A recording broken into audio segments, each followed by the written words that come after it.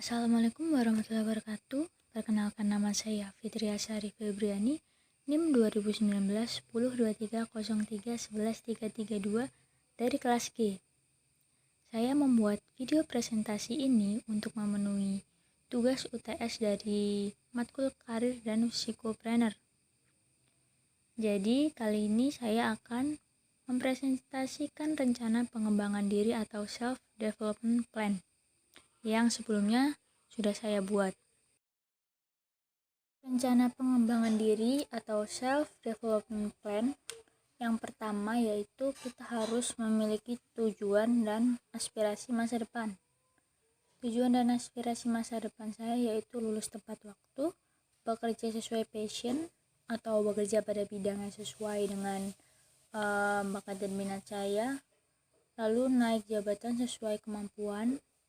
Setelah itu memiliki usaha sendiri, yang tentunya jika saya memiliki usaha sendiri saya mendapatkan pemasukan tambahan sehingga saya dapat membantu orang-orang di sekitar. Yang selanjutnya yaitu kelebihan dan bakat. Kelebihan yang mungkin saya miliki yaitu yang pertama, penuh semangat, dapat berkonsentrasi dengan baik, optimis mencapai tujuan, dapat bekerja dalam tim, jujur, bersikap toleransi, dapat mengatur skala prioritas, dapat memanajemen waktu, dan dapat bertanggung jawab. Bakat yang saya miliki yaitu menalar atau analisis, empati, berpikir kritis, merangkai kata ataupun kalimat. Yang selanjutnya yaitu peluang pengembangan. Peluang pengembangan saya yaitu menentukan tindakan yang sesuai dengan situasi yang dihadapi, mengeksplor kemampuan diri, dapat mencapai target sesuai tujuan awal tanpa hambatan yang berarti. Action plan saya yang pertama yaitu menerapkan manajemen waktu untuk menyelesaikan tugas kuliah. Target penyelesaian yaitu hingga Februari tahun 2023 ketika saya akan lulus. Yang kedua, menghabiskan minimal 30 menit per hari untuk mendalami materi. Target penyelesaian tidak jauh beda yaitu Januari tahun 2023. Yang ketiga, mengembangkan diri dengan ikut organisasi kampus. Target penyelesaian saya untuk plan yang ini yaitu tahun 2022. Action plan saya yang keempat yaitu memanfaatkan fasilitas sebagai mahasiswa untuk mengeksplor hal-hal baru seperti memanfaatkan perpustakaan untuk mencari informasi yang mungkin belum saya ketahui sebelumnya. Target penyelesaian yaitu Februari tahun 2023. Yang kelima yaitu memanfaatkan waktu luang untuk mengikuti seminar atau webinar. Target penyelesaian saya Februari tahun 2023. Sekitar mungkin waktu saya akan lulus kuliah. Yang keenam, mengikuti kegiatan di dalam atau di luar kampus seperti mungkin ada lomba atau kegiatan bersama dengan mahasiswa kampus lain. Hal ini saya lakukan untuk menambah relasi sehingga memperluas pertemanan saya. Target penyelesaian saya untuk action yang ke-6 ini Februari tahun 2023. Action plan saya yang ke-7 yaitu menyelesaikan PMM. Target penyelesaian saya untuk action plan yang ke-7 sekitar Februari tahun 2022. Lalu yang ke-8, magang atau PKL. Target penyelesaian sekitar Oktober sampai November tahun 2022.